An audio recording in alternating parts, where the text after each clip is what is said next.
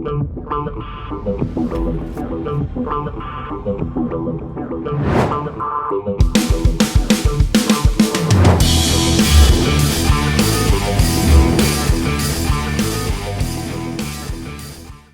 what's up, you guys? Fearless Networkers, Todd Falcone here. Welcome back to another episode.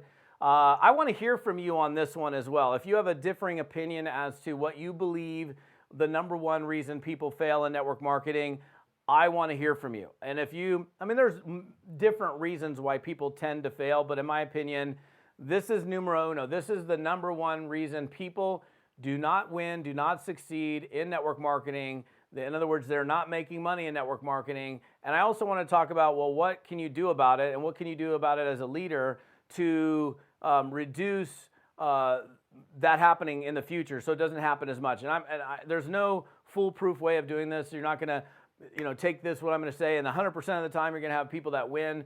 But it is important for you to know why people don't win, why people fail in network marketing. So if you know why they don't win, why they don't fail, then what we can do is kind of more or less reverse engineer it and look at it and go, okay, I know why people don't win or why they fail in network marketing. So what can I do to mitigate that in the future? So in my opinion, the number one reason, and look, before I get into that, my opinion's not a fresh one. In other words, I've been doing this for 33 years. So I've had a lot of experience under my belt to determine, what works and what doesn't work. And I can tell you right now that from my personal experience, I strongly believe that this is the number one reason people fail in network marketing. And when you understand it, then you can go, okay, if this is the reason people fail, what can we then do about it? Okay. The number one reason people fail in network marketing is they just don't do the work. Okay.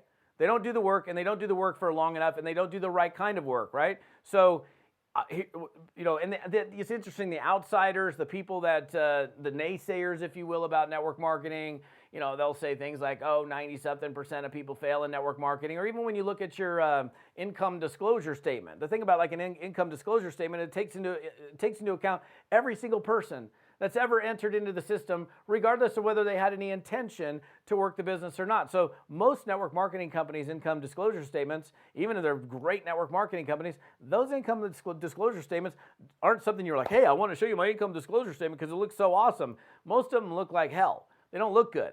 And the reason they don't look good is because, again, it takes into account every single person that became an independent distributor and puts them into those statistics. And when they see those statistics, they typically don't look great. But if we could pull out every single person that never did anything, those income disclosure statements would look very, very different than they do for whatever network marketing company it is that you're involved in. So the reason people don't make money, why they fail in network marketing, is because they just don't do the work. Who does network marketing work for? Network marketing works for the people that work it. Now, does it work at the same level, at the same path, or same pace with everybody? Of course it doesn't. Everybody brings their different stuff to the table. And I would love to hear from you. You might be on my podcast on audio. You might be on my YouTube channel. Please come over to the episode that I'm talking about here, which is toddfalcone.com/episode 136. I would love to start a conversation. I would love to get your feedback. If you have a differing opinion, that's fine. I'm not saying that there's only one reason why people fail in network marketing, but to me, the big number one reason is they just do not do the work. Okay, so if they don't do the work, why don't they do the work? That's where we begin to try to solve the problem, right? Okay, if the number one reason people don't win, why they fail, why they don't succeed in network marketing is because they don't do the work, why don't they do the work? This would be a great team conversation to have with, okay, if you got people on your team, why do you think that they're not working? Why are they not showing? How can we do things a little bit differently? Well, okay, somebody might go, well, I don't really, I'm just unclear with what to do or how to do it. So then if there's a large percentage or a large number of people in your group that are unclear, they don't know what to do, they don't know how to do it, then therefore you probably should be providing training that helps people to understand what to do and how to do it. Right? If it's just sign them up and then send them on their way and hoping that things are going to work out, it's probably not going to work out very well. But if you have a good fundamental foundational training program to launch or start your distributors, you're putting the odds more in your favor because you're giving people an opportunity to have a basic foundation of what to do and how to do it. Now, of course, that's basic training, but then people are cruising along and then maybe they hit a roadblock or an obstacle or they have a challenge, and it's like, okay, well, how do we then, help people who maybe have worked for a little bit, but maybe they didn't get the result that they wanted. Maybe they're doing the work, because this is common too. People will do the work if they're doing the right kind of work, and then sometimes they're not getting the result that they would like to get. And if they're not getting the result that they'd like to get or expected to get, then what happens when we underdeliver on our expectations? Well, if we underdeliver on our expectations, we become frustrated, discouraged. Most people, when they become frustrated and discouraged, they quit. Not good. But if we maybe what we can do also is alter people's expectations when they come in. So if we're able to alter their expectations when they come in and give them realistic expectations about what they might, if they do this, this is what might occur. And if they did all this and it still didn't happen, then we got to look at what they're doing or how they're doing it. So this to me is like a really important subject to discuss with you guys, and certainly with whatever audience that you have in your organization. Is if we can agree that the number one reason why people don't win in network marketing is because they just don't get it done. They just don't do the work, and they don't do the work for the right kind of work for long enough. Then, okay, how do we get more people to do the right kind of work for long enough? How do we arm them so that more people are coming in and they're showing up? So why don't, if you're in a position why you're not showing up, well, why are you not showing up? Well, why am I not showing? Why am I not working? Well, I'm not working because I'm scared. Or I'm not working. I'm afraid of how people are going to respond to me in the marketplace.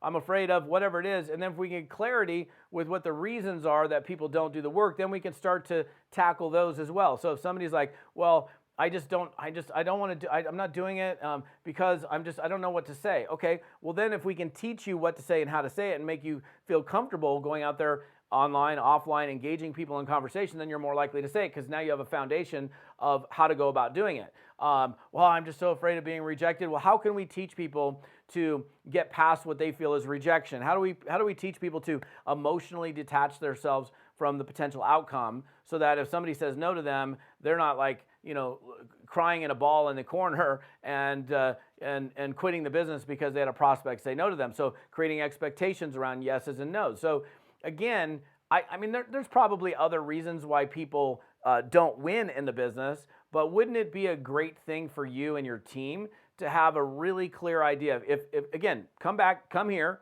toddfalcone.com/episode 136. Many of you are probably here already. If you're on my YouTube channel, come over. If you're listening to me on podcasts, whenever you pull your car over or wherever you're listening to me, come over to my site.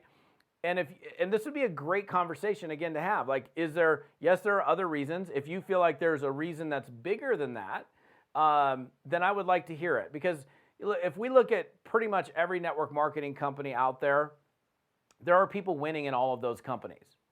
There's people in pretty much every single network marketing company that are succeeding, that are winning. And if other people are succeeding and winning, and then there are those that aren't, well, why is it that why are those not? Now, it could be they're doing ineffective work, they're focused on the wrong activities, they're too pushy, they're awkward or weird in how they prospect, and they're, occasionally there's people that just I don't know, the way they approach you kind of like is off-putting.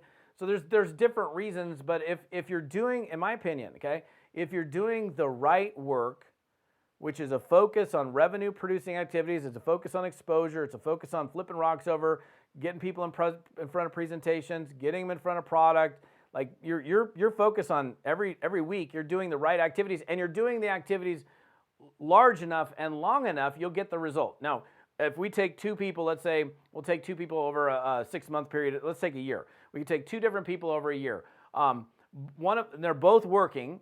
One of them is like, great communicator. They worked on their communication skills. They're plugging into trainings.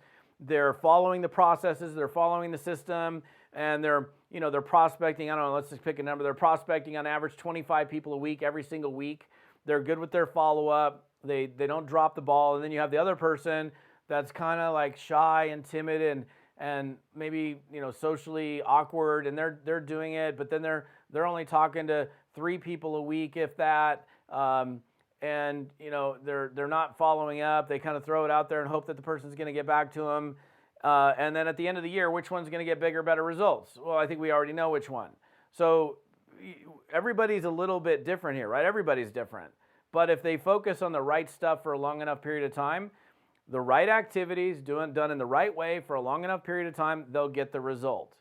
Again, you could take two different people that are doing the right activities for a long enough period of time and doing them, they're doing it, but that doesn't mean they're equal either. One person still is going to go faster than the other. One person might go slower. But the truth is, if they are focused on the right activities, they are going to get the result.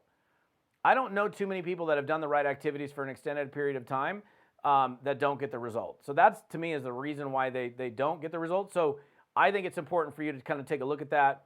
Look at what you're doing with your team and see if you can figure out how do we get more people showing up? How do we get more people working? How do we get more people who say that they want to then go do it? So anyhow, bring the conversation over here. I love you guys. If you're on my, podcast, come on over. If you're on my YouTube channel, come on over. ToddFalcone.com/episode 136. Again, ToddFalcone.com/episode 136. Appreciate you for being here, and we'll see you on the next episode.